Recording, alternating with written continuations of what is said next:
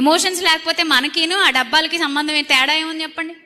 అంతే కదా, మనం ఎమోషన్స్తో చేయబడ్డాం. నేను అంటాను, స్త్రీకి పురుషుని కంటే ఎక్కువ ఎమోషన్స్ ఉంటాయి బహుశా, కానీ ఎందుకంటే స్త్రీకి ప్రేమతో, సహనంతో, ఓర్పుతో నెట్టుకు రావాల్సిన పరిస్థితులు ఎక్కువ కాబట్టి, బాధ్యతలు ఎక్కువ కాబట్టి ఖచ్చితంగా స్త్రీ ఎమోషనల్గా ఉండాలి కొన్నిసార్లు. బికాస్ ఇంట్లో రకరకాల పరిస్థితులు ఉన్న వాళ్ళని మేనేజ్ చేయాలి, మెయింటైన్ చేయాలి. చిన్న సంగతి ఏం కాదు అది.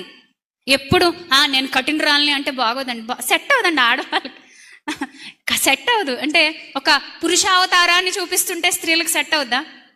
ఎక్కడ దాకా ఎందుకులేండి. ఇప్పుడు నేనే ఇక్కడ నించుని ఒక 2 సవాళ్ళు విసిరాను అనుకోండి, 4 చిట్కులేసి, మీలో ఎంతమంది ఒప్పుకుంటారు? సెట్ అవుద్దా అది? నాకు చూడడానికి బాగుంటుందా? బాగుండదు. స్త్రీ అంటే దేవుని యొక్క రూపకల్పనలో అద్భుతంగా కుటుంబాన్ని, ఆ కుటుంబ బాధ్యతలను మోయవలసిన ఒక అద్భుతమైన స్థితిలో కొనసాగేది.